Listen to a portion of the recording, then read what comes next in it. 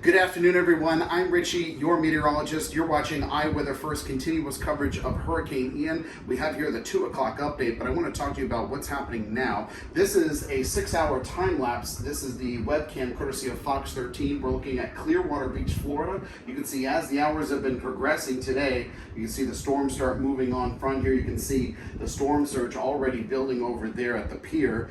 And I want to show you the latest numbers from Florida Power and Light. So far, 400,000 people are already without power in Sarasota counties, as well as Manatee County as well. And let's get right into the latest update. This is the latest picture from space. Here's Hurricane Ian here, and here's newly formed Tropical Depression 11. Not going to bother us here, so let's go ahead and talk about Ian. This is the latest 2 p.m. update from the National Hurricane Center. Has it as a very strong, dangerous Category 4 hurricane, winds of 155 miles per hour. Now that's just 2 miles per hour short of a Category 5 hurricane.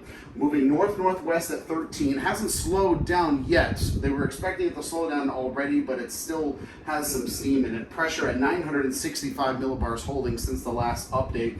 You can see here this dark orange circle, that's where you're currently experiencing winds of at least 74 miles per hour or greater, and this extension all the way out here is winds that are felt at least 39 miles per hour. They even issued hurricane warnings on the East Coast, Patrick Air Force Base and Cape Canaveral as well, and tropical storm warnings still remain in effect all the way to South Florida, all the way down to the Keys still as this hurricane is making its way.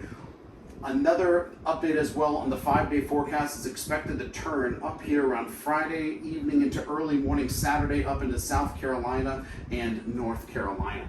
Here's the latest picture from space, a closer look. I want you to get a little bit closer here. You can see the eye is just making landfall over there, and we're going to talk about that when I show you the latest radar loop here. But you can see everyone in the state of Florida is experiencing this.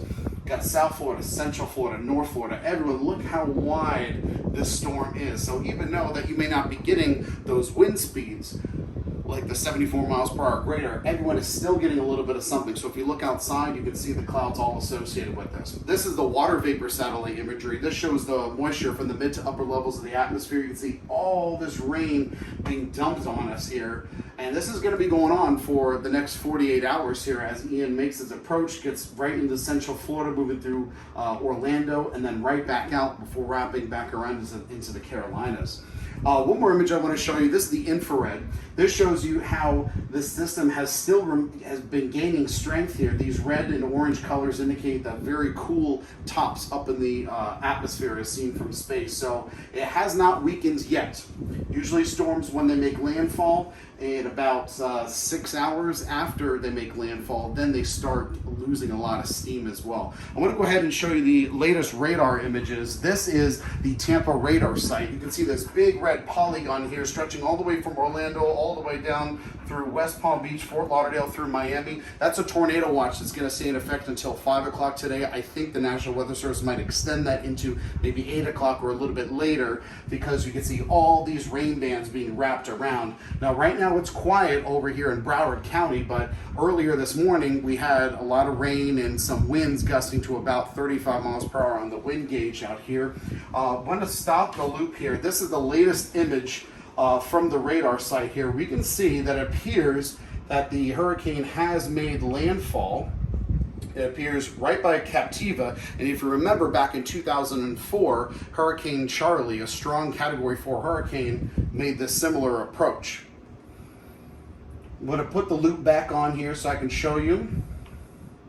I'm going to show you a new, oh wow, look at that. Looks like they just extended the watch area as well. It goes all the way west out towards Cape Coral as well. I want to show you the winds. Let's see if we can get a picture of the winds along with the rain here. These images provided by RadarScope, really good weather app here. So on the left-hand side, you see the reflectivity. This is the rain on the radar, and on the right is the velocity, which is the wind speeds. The green is the colors of the wind moving toward the radar site. The red colors are moving away from the radar site. And with this, we can see if we have any possible rotation and storms and everything like tornadoes. And so far it looks okay, but we can see, wow, look at this, picking up 125 miles per hour on the radar image over there in Northport as well. So everyone's being affected by this storm, as the eye wall has already made its way. So right now in Captiva, it's quiet. Like when the eye of the storm comes over, it's relatively quiet, but then they're going to get that they're going to get that back half of the hurricane here as it approaches throughout Florida. So stay with us both on air and online, iWeather First on YouTube and Twitter, and stay safe.